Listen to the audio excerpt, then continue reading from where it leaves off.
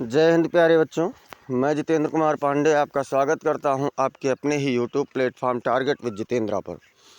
प्यारे बच्चों, इस समय हम लोगों का पार्ट ऑफ स्पीच का एक बहुत ही महत्वपूर्ण सीरीज चल रहा है, जिसमें इसके हम लोग अभी तक के 6 पार्ट्स को पढ़ चुके हैं। अगर आप लोगों ने अभी तक उन समस्त वीडियोज़ को नहीं देखा है तो आप डिस्क्रिप्शन में जाइए, वहाँ से आपको प्लेलिस्ट का लिंक मिल जाएगा और पार्ट ऑफ स्पीच के प्लेलिस्ट से आप समस्त वीडियोज़ को देख सकते हैं।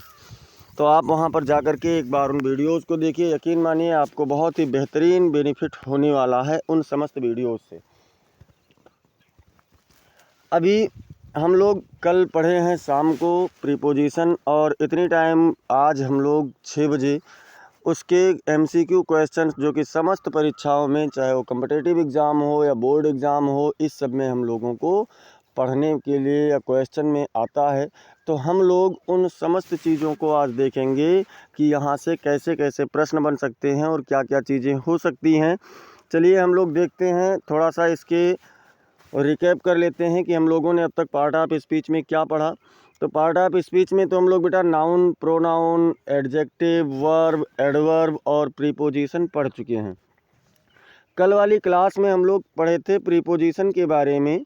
कल वाली क्लास में हम लोग प्रीपोजिशन के बारे में पढ़े थे, और इस प्रीपोजिशन में हम लोगों ने क्या क्या चीज़ें पढ़ा इसके बारे में अगर थोड़ा सा हम लोग चर्चा करें तो प्रीपोजिशन में बेटा हम लोगों ने इसके प्रकार को पढ़ा, दोनों आधार पर, यानी अर्थ के आधार पर इसका कितना कैसे क्या प्रकार होता है, विभाजन होता है, और इसका संरचना यानी बनावट या रूप के आधार पर कैसे संरचना होता है।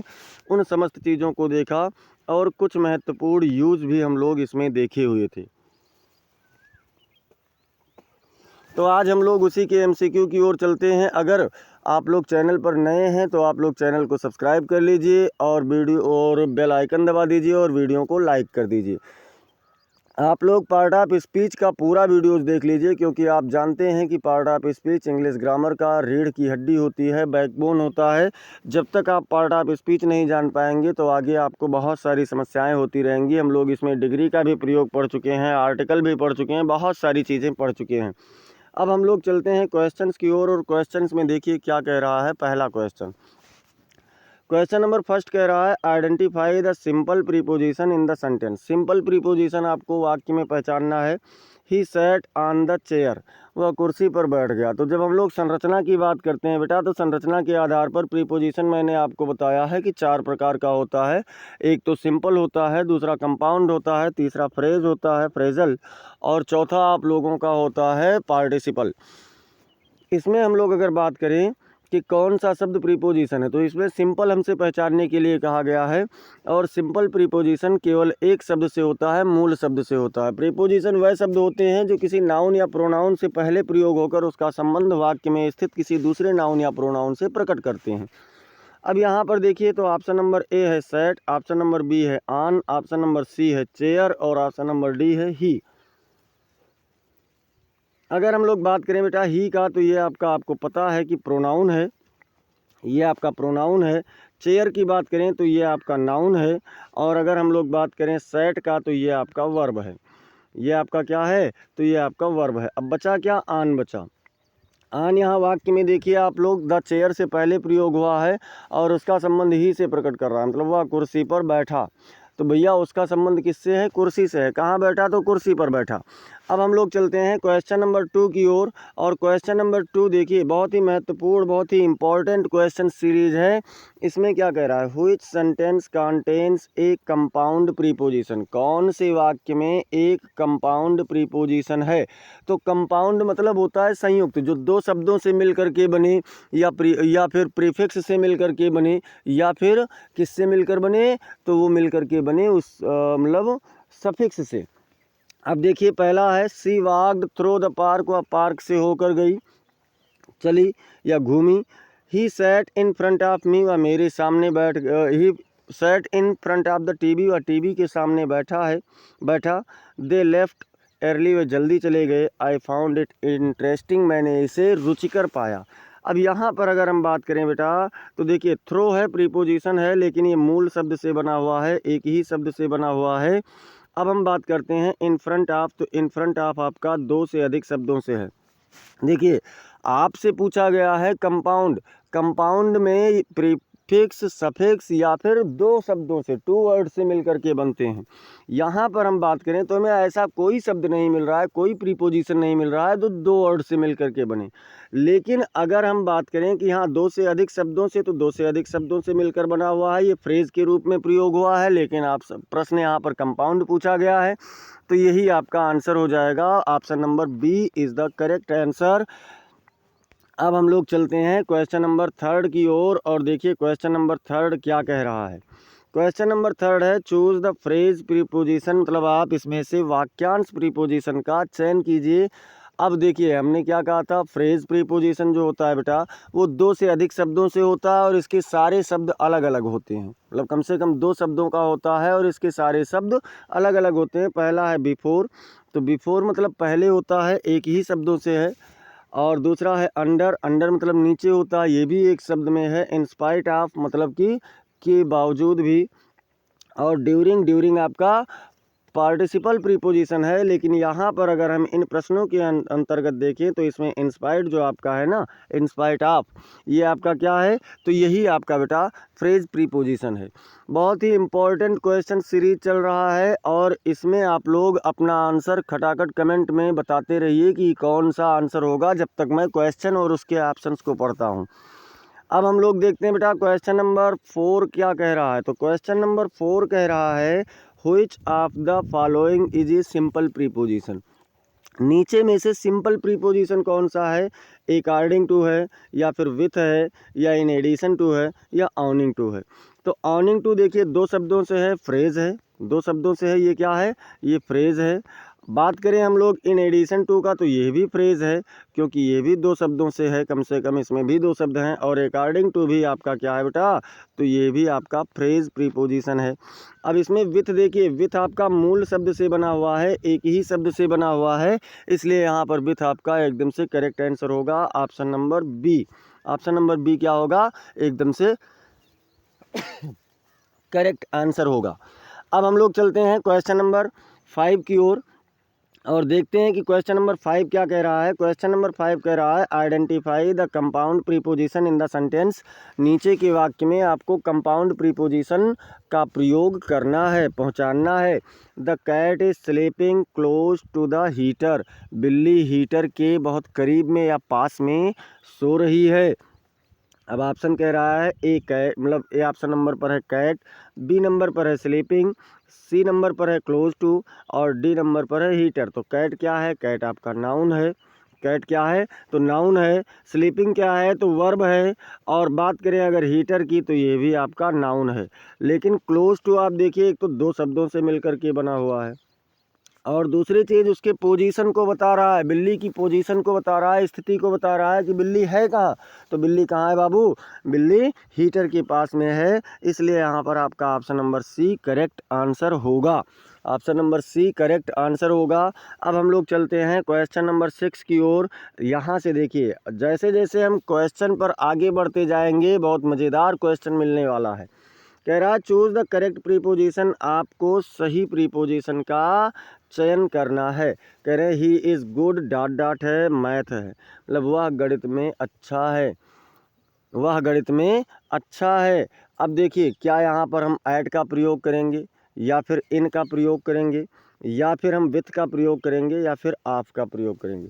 तो यहाँ पर बेटा किसका प्रयोग करेंगे, तो देखिए हम लोग ऑफ का प्रयोग संबंध जोड़ने के लिए करते हैं, तो यहाँ पर ऑफ हो नहीं सकता। विथ का प्रयोग साथ के लिए, सहमति प्रकट करने के लिए या फिर असहमति प्रकट करने के लिए या धारदार औजार और यंत्र के लिए करते हैं, तो ये भी नहीं हो सकता।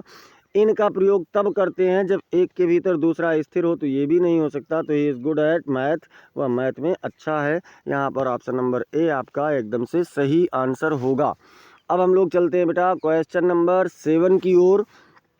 क्वेश्चन नंबर 7 क्या कह रहा है, व्हिच प्रीपोजिशन शोज टाइम, कौन सा प्रीपोजिशन समय प्रकट करता है। देखिए हमने आपको बताया था अर्थ के आधार पर, तो अर्थ के आधार पर हमने बताया था समय, स्थिति, ये सभी चीज़ें होती हैं। तो इसमें आपसे पूछा गया है कि कौन सा प्रीपोजिशन समय प्रकट करता है।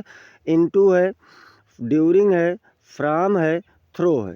थ्रो क्या करता है बेटा, माध्यम प्रकट करता है। जैसे वह दिल्ली होकर आगरा जा रहा है, दिल्ली से होकर, तो यहाँ पर इसके लिए आपको थ्रो का प्रयोग करना होगा। फ्रॉम है ये अलगाव प्रकट करता है।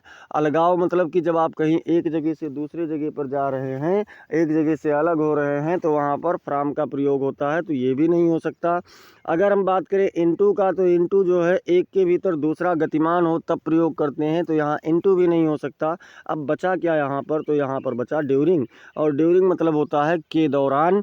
ड्यूरिंग मतलब क्या होता है बेटा, के दौरान, यानी ऑप्शन नंबर बी आपका एकदम से सही आंसर हो जाएगा। ऑप्शन नंबर बी क्या होगा, सही आंसर होगा, करेक्ट आंसर होगा। अब हम लोग चलते हैं क्वेश्चन नंबर 8 की ओर। क्वेश्चन नंबर 8 क्या कह रहा है, क्वेश्चन नंबर 8 कह रहा है choose the preposition, choose the appropriate phrase preposition. आप उचित वाक्यांश संबंध बोधक का यहाँ पर आप चुनाव कीजिए, चयन कीजिए। सी सक्सीडेड, वह सफल हुई, डॉट डॉट, फिर हार्ड वर्क, कठिन परिश्रम। अब देखिए बिकाज क्या है, ये आपका कंजक्शन है, ये तो प्रीपोजिशन है ही नहीं। बिकाज ऑफ की बात करें तो हाँ ये प्रीपोजिशन इसमें है। थ्रो की बात करें तो इसमें भी प्रीपोजिशन है, और इंस्पाइट ऑफ भी प्रीपोजिशन है। यहाँ पर हमसे कहा है फ्रेज प्रीपोजिशन, तो बिकाज नहीं हो सकता और थ्रू नहीं हो सकता, क्योंकि ये फ्रेज प्रीपोजिशन नहीं है। अब बात आती है कि इंस्पाइट ऑफ होगा या बिकाज ऑफ होगा, तो भैया वो कठिन परिश्रम करने के बावजूद भी सफल हो गई, यहाँ पर विरोधाभास हो रहा है, तो ये नहीं होगा। अब बिकाज ऑफ मतलब होता है के कारण, यानी वह कठिन परिश्रम के कारण सफल हुई, वह कठिन परिश्रम के कारण सफल हुई, तो यहाँ पर ऑप्शन नंबर बी आपका करेक्ट आंसर हो जाएगा। आशा है आप लोग बेहतर समझ रहे होंगे। फिर भी अगर कहीं कोई दिक्कत है तो आप कमेंट सेक्शन में ज़रूर बताते रहें। और हम लोग चलते हैं क्वेश्चन नंबर 9 की ओर। क्वेश्चन नंबर 9 कह रहा है identify the preposition of direction. Preposition of direction मतलब आप दिशा वाले प्रीपोजिशन का प्रयोग कीजिए, ऐसा प्रीपोजिशन जो दिशा को बता रहा हो कि किस दिशा में है। तो भैया यहाँ देखिए आपका ऑप्शन नंबर ए है विथ, ऑप्शन नंबर बी है ओवर, ऑप्शन नंबर सी है एट, और ऑप्शन नंबर डी है इनटू। हमने आपको दो आधार पर प्रीपोजिशन का विभाजन बताया है, और जो अर्थ के आधार पर है उसी में आपका दिशा वाला मैंने बताया था। विथ मतलब होता है साथ, तो भैया साथ, सहमति, असहमति, धारदार हथियार, इन सब के लिए विथ का प्रयोग होता है। लेकिन यहाँ पर विथ से किसी भी प्रकार की कोई भी दिशा प्रकट नहीं हो रही है। अगर हम ओवर की बात करें तो ओवर ये क्या करता है, ऊपर की दिशा को प्रकट करता है। ऐट का प्रयोग करें तो इससे भी कोई दिशा नहीं होता, इनटू से भी कोई नहीं। ओवर क्या है, जब एक के ऊपर दूसरा हो अर्थात ऊपर वाली दिशा को प्रकट करता है। ओवर क्या करता है, ऊपर वाली दिशा को प्रकट करता है। तो यहाँ पर एक के ऊपर दूसरा हो और अनिश्चित ऊंचाई पर हो, एक दूसरे को ना छुएं, तो ओवर का प्रयोग करते हैं। इसलिए यहाँ पर आपका option number B for boy is the correct answer. अब हम लोग चलते हैं क्वेश्चन नंबर 10 की ओर। क्वेश्चन नंबर 10 क्या कह रहा है, क्वेश्चन नंबर 10 कह रहा है बाबू Which of the following shows A phrase preposition. इस नीचे में से कौन सा एक फ्रेज प्रीपोजिशन वाक्यांश प्रीपोजिशन दर्शाता है। ऑप्शन नंबर ए है अप, ऑप्शन नंबर बी है on account of, option number C है एबव, और ऑप्शन नंबर डी है टू। तो देखिए अप आपका सिंपल है, क्योंकि एक ही प्रीपोजिशन से बना हुआ है, एक ही शब्द से बना हुआ है, तो इसलिए आपका ऑप्शन नंबर ए गलत हो जाएगा। और टू की बात करें तो टू भी आपका क्या है, सिंपल है। और एबव की बात करें तो एबव आपका कंपाउंड है। अब हम बात करते हैं ऑन अकाउंट ऑफ की, तो देखिए ये आपका एक वाक्यांश के रूप में प्रयोग होता है, इसलिए यहाँ पर आपका ऑप्शन नंबर बी बिल्कुल सही जवाब होगा। 10 क्वेश्चंस कर चुके हैं हम लोग इस सीरीज में से, 10 प्रश्न हम लोगों का हो चुका है। आप लोग इस 10 में से कितना सही कर पाए ये आप लोग कमेंट में तुरंत बता दीजिए। तब तक मैं चल रहा हूं आप लोगों को लेकर के अगले क्वेश्चन पर, क्वेश्चन नंबर 11 की ओर। और क्वेश्चन नंबर 11 क्या है, बहुत ही इंपॉर्टेंट क्वेश्चन सीरीज है बेटा, बहुत ही इंपॉर्टेंट, मोस्ट इंपॉर्टेंट है, जो आपको हर परीक्षाओं में पूछा जा रहा है, और सभी परीक्षाओं के लिए ये आपका एक रामबाण क्लास के रूप में चलाया जा रहा है। पूरा कॉन्सेप्चुअल रहेगा, और कॉन्सेप्चुअल के साथ साथ आपको उसके एमसीक्यू भी प्रोवाइड किए जाते हैं। एमसीक्यू में भी आपको एक्सप्लेन काफ़ी कुछ किया जाता है। क्वेश्चन नंबर 11 क्या कह रहा है, तो क्वेश्चन नंबर 11 कह रहा है चूज़ द करेक्ट प्रीपोजिशन। आप सही प्रीपोजिशन का चयन कीजिए, आप सही प्रीपोजिशन का चयन कीजिए। अब कह रहा है दे रीच द स्टेशन, वह स्टेशन पहुँचे, तो भैया डॉट डॉट उसके बाद में टाइम, मतलब वो समय से स्टेशन पहुँचे, तो क्या होगा यहाँ पर, क्या ऑन होगा या फिर इन होगा या फिर बाई होगा या फिर एट होगा। तो क्या होगा, आप लोग कहते हैं ही इज़ ऑन टाइम या the train is on time, मतलब ट्रेन समय पर है, तो यहाँ पर बेटा आन का प्रयोग होगा। किसका प्रयोग होगा? आन पर। समय सीमा की समाप्ति के लिए इनका प्रयोग होता है और बाई का प्रयोग आप लोगों के कार्य का माध्यम प्रकट करने के लिए होता है। और ऐट का प्रयोग अगर बात करें तो ऐट का प्रयोग समय प्रकट करने के लिए तो होता है, लेकिन ये क्या करता है? ये आपका ऐसे समय प्रकट करता है जब आप कहें कि at the Noon, at the morning, इस तरह इन द मॉर्निंग, या फिर एट मिडनाइट, एट 5 o'clock। तो इस प्रकार से ऐट का प्रयोग होगा। यहाँ पर कोई निश्चित समय आपको नहीं दिया गया, इसलिए यहाँ पर आपका ऑन का प्रयोग होगा, ऑन टाइम। अब हम लोग चलते हैं क्वेश्चन नंबर 12 की ओर। बेटा क्वेश्चन नंबर 12 क्या कह रहा है? क्वेश्चन नंबर 12 कह रहा है which one is a simple preposition. इसमें से कौन सा एक सिंपल प्रीपोजिशन है? सिंपल प्रीपोजिशन में देखते हैं, ऑप्शन नंबर ए है due to, option number B है in front of, option number C है ओवर, ऑप्शन नंबर डी है एलॉन्ग। तो सिंपल प्रीपोजिशन जो होता है बेटा लेक्सिकल वर्ड या फिर रूट वर्ड का बना होता है, मतलब कि जो मूल शब्द होते हैं उसी से बना होता है। इसमें ना तो कोई प्रीफिक्स होता है ना ही कोई सफिक्स होता है। तो इस अकॉर्डिंग अगर हम देखें तो हमें केवल एक ही शब्द मिल रहा है ओवर। कौन सा शब्द मिल रहा है? ओवर। बाकी ड्यू टू देखिए 2 शब्दों से है, इन फ्रंट ऑफ 3 शब्दों से है और एलॉन्ग विथ आपका 2 शब्दों से है। तो ये सभी नहीं हो सकते, इसलिए ऑप्शन नंबर सी आपका यहाँ पर करेक्ट आंसर हो जाएगा। Option number C is the correct answer. अब हम लोग चल रहे हैं क्वेश्चन नंबर 13 की ओर। क्वेश्चन नंबर 13 क्या कह रहा है? क्वेश्चन नंबर 13 कह रहा है चूज द करेक्ट प्रीपोजिशन। सही प्रीपोजिशन का चयन कीजिए। जो आपका प्रीपोजिशन एकदम से करेक्ट हो, सही हो, उसका चयन कीजिए। ऑप्शन नंबर मतलब देखिए प्रश्न क्या है? She divided the cake for children. उसने केक को 4 बच्चों में बांटा। अब देखिए यहाँ पर बिटवीन का प्रयोग करेंगे या फिर ओवर का प्रयोग करेंगे या फिर एमांग का या फिर विथ का। तो विथ का प्रयोग सहमति तथा धारदार हथियार और यंत्र के लिए प्रयोग किया जाता है, तो यहाँ पर विथ तो हो नहीं सकता। ओवर का प्रयोग जब एक के ऊपर दूसरा हो, अनिश्चित ऊंचाई पर हो, तब करते हैं। अब बिटवीन दो मतलब बीच के लिए, जैसे मान लीजिए कहा गया यहाँ पर कि उसने केक 4 बच्चों के बीच में बांटा, तो बिटवीन का प्रयोग भी हो सकता है और एमांग का भी हो सकता है। लेकिन बिटवीन जब केवल 2 नाउन या प्रोनाउन के बीच में संबंध होगा तो वहाँ पर बिटवीन का प्रयोग होगा। यहाँ पर बच्चे कितने हैं? तो बच्चे यहाँ पर 4 हैं, इसलिए बिटवीन भी नहीं हो सकता। और एमांग का प्रयोग तब होता है जब 2 से अधिक संज्ञा होती है। तो यहाँ पर ऑप्शन नंबर सी आपका एकदम से सही जवाब होगा। ऑप्शन नंबर सी क्या होगा बेटा? ऑप्शन नंबर सी एकदम से करेक्ट आंसर होगा, सही जवाब होगा।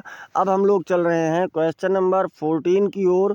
क्वेश्चन नंबर 14 देखिए क्या कहता है। क्वेश्चन नंबर 14 कहता है identify the preposition in the sentence. इस वाक्य में आपको प्रीपोजिशन का पहचान करना है। वाक्य में प्रीपोजिशन का पहचान करना है। ही वॉक्ड अक्रॉस द ब्रिज। वह पुल के पार से होकर या पुल से होकर उसके पार गया। अब देखिए ऑप्शन नंबर ए है ही, ऑप्शन नंबर बी है वॉक्ड, ऑप्शन नंबर सी है अक्रॉस और ऑप्शन नंबर डी है ब्रिज। ही की बात करें तो ही आपका प्रोनाउन है। ही क्या है? ही आपका पर्सनल प्रोनाउन है। वॉक्ड की बात करें तो ये आपका वर्ब है। वॉक्ड क्या है बेटा? वर्ब है। ब्रिज की बात करें तो ब्रिज आपका नाउन है। ब्रिज क्या है? तो ब्रिज नाउन है। अब बात करते हैं एक क्रॉस की, तो एक क्रॉस ही आपका प्रीपोजिशन है। एक क्रॉस ही आपका क्या है? प्रीपोजिशन है। इसलिए यहाँ पर ऑप्शन नंबर सी आपका एकदम से करेक्ट आंसर होगा। Option number C correct answer होगा। अब हम लोग चलते हैं क्वेश्चन नंबर 15 की ओर। क्वेश्चन नंबर 15 क्या कह रहा है? Which is not a phrase preposition. कौन सा एक वाक्यांश प्रीपोजिशन नहीं है? ध्यान रखना, यहाँ पर नहीं पूछा है आपसे, ये नहीं पूछा है कि है, यहाँ पर इसने आपसे पूछा है कि नहीं है। तो इसके अकॉर्डिंग अगर देखें तो ऑप्शन नंबर ए है in case of, option number B है due to, option number C है बिफोर, ऑप्शन नंबर डी है बाय मीन्स ऑफ।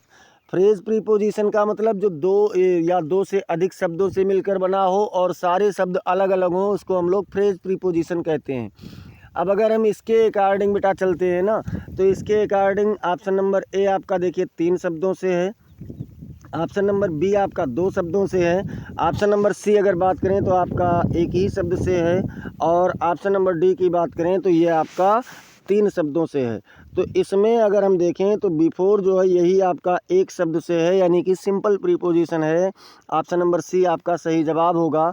बाकी और आपके जितने भी ऑप्शन दिए गए हैं वह सभी क्या हैं, वह सभी आपके फ्रेज प्रीपोजिशन हैं। अब हम लोग चलते हैं क्वेश्चन नंबर 16 की ओर। क्वेश्चन नंबर 16 क्या कह रहा है? क्वेश्चन नंबर 16 कह रहा है चूज द करेक्ट प्रीपोजिशन। सही प्रीपोजिशन का चयन कीजिए। अब प्रीपोजिशन सही कौन सा है? The book is the table dot dot है भैया। अब यहाँ पर आपको ऑप्शन ए है ऑन, ऑप्शन बी है इन, ऑप्शन सी है अंडर, ऑप्शन डी है बाई।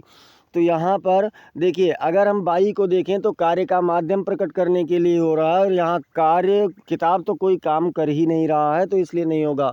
अंडर जब उसके नीचे की बात होती तो भैया अगर मेज है तो बताइए क्या आप किताब को मेज के नीचे रखेंगे? बिल्कुल नहीं रखेंगे। इनकी बात करें तो में यानी भीतर हो तो मेज के भीतर थोड़े ही किताब रखेंगे, नहीं। तो यहाँ पर ऑप्शन नंबर ए आपका बिल्कुल सही जवाब होगा। ऑन मतलब कि A for America is the correct answer, क्योंकि किताब मेज के ऊपर रखी है और किताब जो मेज के ऊपर है वो किताब स्थिर है, मेज को छू रही है, तो ऐसी स्थिति में ऑन का प्रयोग किया जाएगा। क्वेश्चन नंबर चलते हैं 17 की ओर। क्वेश्चन नंबर 17 क्या कह रहा है बेटा? क्वेश्चन नंबर 17 कह रहा है which is a compound preposition. कौन सा एक संयुक्त प्रीपोजिशन है, संबंध बोधक है? तो संयुक्त प्रीपोजिशन कौन सा है, कंपाउंड प्रीपोजिशन कौन सा है? ऑप्शन नंबर ए कह रहा है फॉर, ऑप्शन नंबर बी कह रहा है out of, option number C कह रहा है एट, और ऑप्शन नंबर डी कह रहा है अप। अब अगर हम बात करें तो फॉर है, एट है और अप है, ये सभी एक एक शब्द से, केवल एक शब्द से मिलकर के बने हैं, इसलिए ये सभी आपके क्या हैं, सिंपल हैं।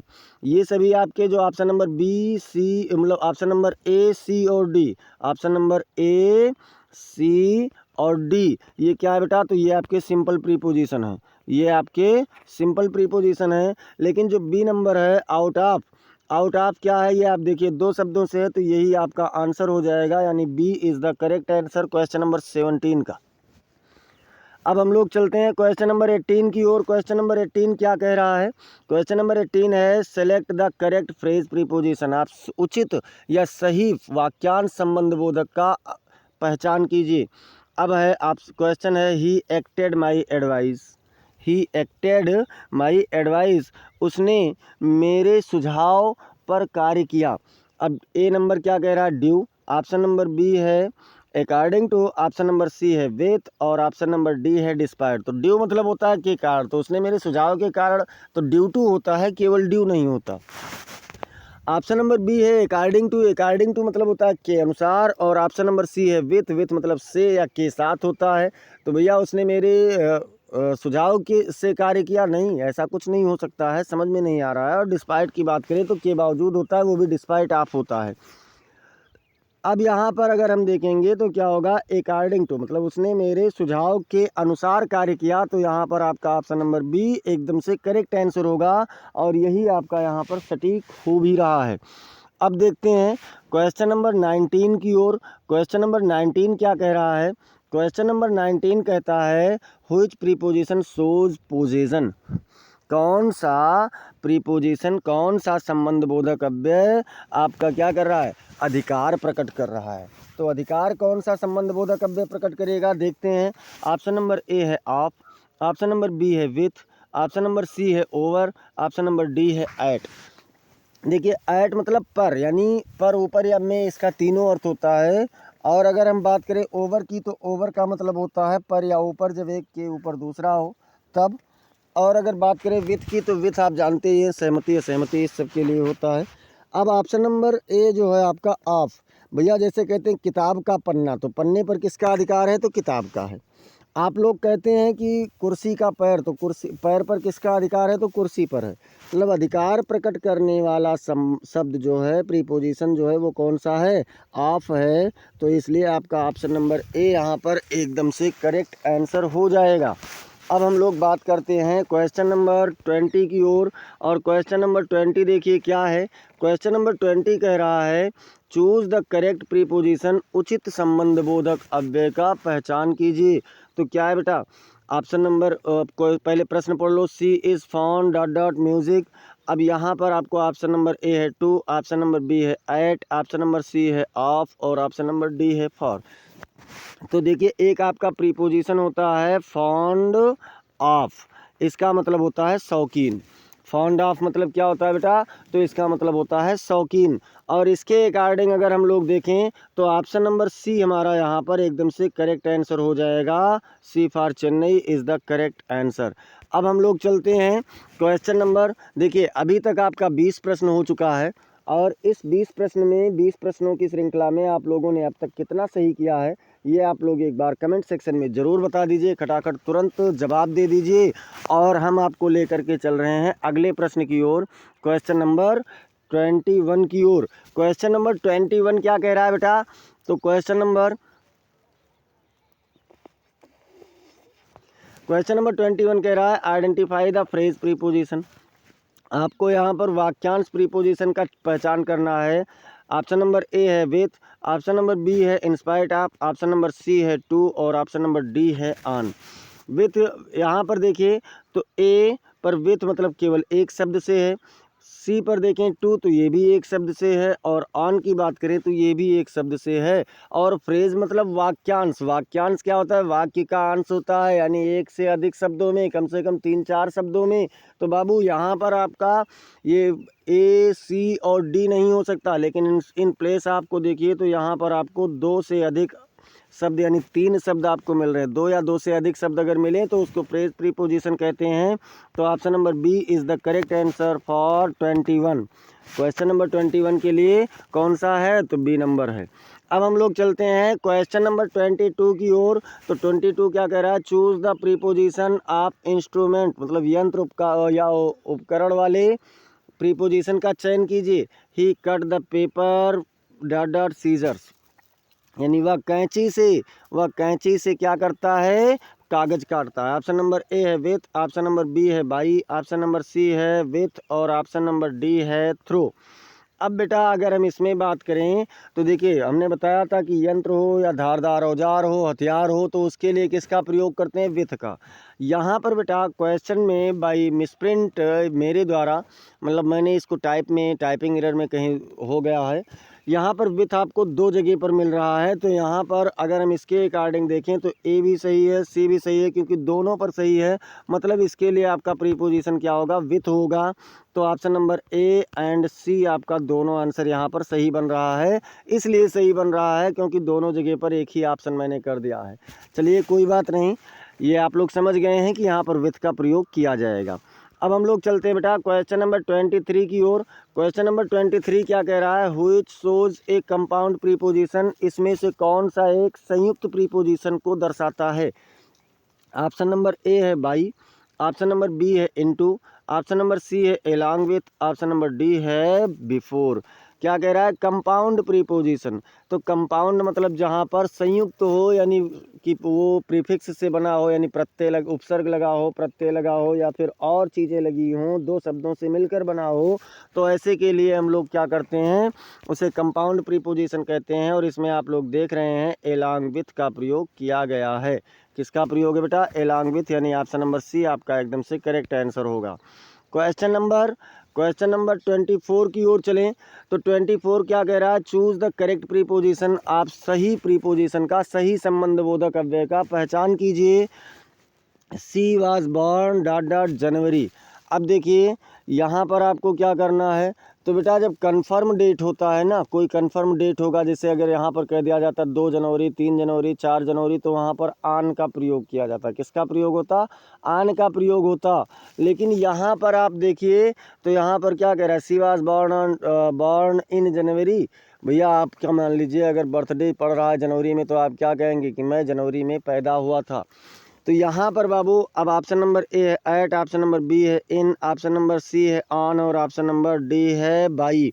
आप लोगों ने पढ़ा भी होगा जब किसी के जन्म तिथि की बात की जाती है तो वहाँ पर ऑन का प्रयोग होता है। तो यहाँ पर अगर हम लोग देखें तो यहाँ भी ऑन का ही होगा। किसका होगा, ऑन का ही होगा, एट, इन या फिर बाई का प्रयोग नहीं होगा। ठीक है, अब हम लोग चलते हैं क्वेश्चन नंबर 25 की ओर। 25 क्या कह रहा है, identify the correct phrase preposition, आपको सही वाक्यांश संबंध बोधक का पहचान करना है। क्या करना है बेटा, तो सही वाक्यांश संबंध बोधक का पहचान करना है। वाक्यांश वाले का, जैसे अराउंड है ऑप्शन नंबर ए पर, ऑप्शन नंबर बी पर है एबव, ऑप्शन नंबर सी पर है बाय वर्च्यू ऑफ और ऑप्शन नंबर डी पर है ऑन टू। अब यहाँ पर देखें तो आपके सारे ऑप्शन या तो प्रीफिक्स से बने हुए हैं या फिर आपके दो शब्दों से हैं, लेकिन इसमें फ्रेज पूछ रहा है यानी वाक्यांश के रूप में जिसमें शब्द अलग अलग हों, तो ये आपका ऑप्शन नंबर सी मिल रहा है। बाकी और आपके क्या हैं, कंपाउंड हैं। अब यहाँ पर हमारा option number C is the correct answer, यानी सी वाला ऑप्शन आपका एकदम से सही जवाब होगा, बिल्कुल 100% सही होगा। अब चलते हैं बेटा क्वेश्चन नंबर 26 की ओर। 26 क्या कह रहा है? क्वेश्चन नंबर 26 कह रहा है चूज द करेक्ट प्रीपोजिशन, सही प्रीपोजिशन का चयन कीजिए, चुनाव कीजिए। He jumped dot dot the pool, वह तालाब में कूदा। ऑप्शन नंबर ए है ऑन, ऑप्शन नंबर बी है इनटू, ऑप्शन नंबर सी है एट और ऑप्शन नंबर डी है इन। अब देखिए ऑन मतलब पर या ऊपर होता है, तो तालाब के ऊपर नहीं कूदेगा, कूदेगा तो तालाब में नीचे चला जाएगा। इनटू की बात करें तो अभी देखते हैं कि जब वो कूदेगा तो क्या उसमें गति होगी, हाँ बिल्कुल गति होगी। और ऐट की बात करें तो ऐट मतलब जब एक के भीतर दूसरा ना हो, केवल छोटे स्थानों के लिए मे का प्रयोग किया जाता है। और अगर हम बात करें इन का, तो जब एक के भीतर दूसरा स्थिर हो तो इन नहीं होगा, यहाँ पर इनटू होगा, क्योंकि जब वह तालाब के भीतर कूदेगा ना, जब वह तालाब के भीतर कूदेगा तो उसमें गति होगी, इसलिए यहाँ पर आपका option number B is the correct answer. B for 26 मतलब 26 नंबर क्वेश्चन के लिए बी वाला ऑप्शन बिल्कुल सही होगा। क्वेश्चन नंबर 27 देखते हैं बेटा। 27 क्या कह रहा है? Which is a simple preposition, आपको एक सिंपल प्रीपोजिशन का साधारण संबंध बोधक का पहचान करना है, बताना है। ऑप्शन नंबर ए है ऑन, ऑप्शन नंबर बी है because of, option number C है instead of, option number D है अकॉर्डिंग टू। तो अगर हम बात करें बी सी और डी की, तो आप देख रहे हैं कि इनमें दो शब्दों से ये मिलकर बने हैं, दोनों शब्द अलग अलग हैं, इसलिए ये सभी आपके क्या हैं, ये सभी आपके फ्रेज हैं, वाक्यांश संबंध बोधक हैं। पूछा क्या है? सिंपल मतलब जो केवल मूल शब्द से मिलकर के बना हो, एक शब्द से मिलकर के बना हो, और वो आपका ऑप्शन नंबर ए है, यानी A is the correct answer for this question 27 मतलब 27 प्रश्न के लिए आपका यही सही जवाब है। अब हम लोग चलते हैं क्वेश्चन नंबर 28 की ओर। क्वेश्चन नंबर 28 क्या कह रहा है? Choose the preposition indicating cause, आपको ऐसे संबंध बोधक का चयन करना है जो कारण प्रकट करता हो, कारण की ओर बताता हो। अब ऑप्शन नंबर ए है इन, ऑप्शन नंबर बी है टू, ऑप्शन नंबर सी है due to, option number D है अंडर। बेटा बात करें इनका, तो इनका मतलब में होता है मे, और मे क्या करता है? मे किसी भी प्रकार का कोई भी कारण प्रकट नहीं करता है। अब हम लोग बात करें टू की, तो टू क्या करता है? टू मतलब से या की ओर होता है, या टू मतलब कभी कभी दिशा भी प्रकट करता है, तो ये भी आपका नहीं हो सकता। अब बात करें अंडर की, तो अंडर मतलब नीचे, ये वस्तु की स्थिति को प्रकट करता है। तो यहाँ पर जो ड्यू टू है, ड्यू टू मतलब होता है के कारण, ड्यू टू मतलब के कारण, तो यही आपका सही ऑप्शन होगा, सही जवाब होगा आंसर नंबर सी। अब हम लोग चलते हैं क्वेश्चन नंबर 29 की ओर। क्वेश्चन नंबर 29 क्या है? क्वेश्चन नंबर 29 है identify the preposition in this sentence, इस वाक्य में संबंध बोधक का चयन कीजिए, पहचान कीजिए कि संबंध बोधक अव्यय क्या है। अब यहाँ पर अगर देखिए तो पहला क्या है? ही सैट बिसाइड मी, वह मेरे बगल बैठा है। आपको प्रीपोजिशन पहचानना है। अब ही ऑप्शन नंबर ए पर है, ऑप्शन नंबर बी पर है सैट, ऑप्शन नंबर सी पर है बिसाइड और ऑप्शन नंबर डी पर है मी। तो ही आपका प्रोनाउन है, ही क्या है? ही आपका प्रोनाउन है। अगर बात करें सैड तो ये आपका वर्ब है, और बात करें मी का तो ये भी आपका प्रोनाउन है। तो बचा क्या? बिसाइड मतलब बगल में, ये क्या कर रहा है? ये वस्तु की स्थिति का बोध करा रहा है। ऑप्शन नंबर सी आपका एकदम से करेक्ट आंसर होगा। सी नंबर क्या होगा? करेक्ट ऑप्शन होगा, आंसर होगा। अब देखते हैं बेटा क्वेश्चन नंबर 30। क्वेश्चन नंबर 30 क्या कह रहा है? चूज द करेक्ट प्रीपोजिशन, आप सही प्रीपोजिशन का चयन कीजिए। The plane flew dot dot the mountains, मतलब हवाई जहाज पर्वत फिर उस से उड़ी या ऊपर से उड़ी। अब देखिए यहाँ पर ओवर का प्रयोग होगा, या फिर एबव का होगा, या फिर इनटू का होगा, या फिर ऑन का। तो ऑन का प्रयोग तब होता है जब एक वस्तु के ऊपर दूसरा छुए उसे और स्थिर हो। दूसरी चीज़, इनटू का प्रयोग जब एक के भीतर दूसरा गतिमान हो तब किया जाता है। एबव का प्रयोग किसी ऊपर की रखी हुई निश्चित वस्तु का संकेत करने के लिए होता है। और ओवर का प्रयोग जब एक वस्तु से दूसरी वस्तु की ऊंचाई अनिश्चित हो तो वहाँ पर ओवर का प्रयोग करते हैं। अब आप लोगों को यहाँ पर बताना होगा, ये आपका होमवर्क है कि यहाँ पर इसमें कौन सा विकल्प सही होगा, ये आप लोगों को कमेंट सेक्शन में बताना है। तो बेटा ये हम लोगों का 30 क्वेश्चंस का महत्वपूर्ण सीरीज़ था प्रीपोजिशन से संबंधित। अब हम लोग चल रहे हैं और देखते हैं कुछ और चीज़ें जो बहुत ही आप लोगों के लिए महत्वपूर्ण जानकारी है। अगर अभी तक बेटा आप लोगों ने चैनल को सब्सक्राइब नहीं किया है तो आप लोग चैनल को सब्सक्राइब कर लें, वीडियो को आप लोग लाइक कर दीजिए और अपने मित्रों के पास इसे शेयर कर दीजिए। आपको क्लास कैसी लगी ये आप लोग कमेंट सेक्शन में ज़रूर बताएं, और आपके कितने क्वेश्चन इस पूरे सेशन में से सही गए हैं ये आप लोग कमेंट सेक्शन में बताइए। अगर आप लोग इससे पहले के पार्ट ऑफ स्पीच के वीडियोज़ को नहीं देखे हैं तो आप लोग उसे प्लेलिस्ट की लिंक से देख सकते हैं, जो कि डिस्क्रिप्शन में नीचे दिया गया है। मिलते हैं फिर अगली क्लास में कंजक्शन के साथ में, तब तक के लिए जय हिंद जय भारत।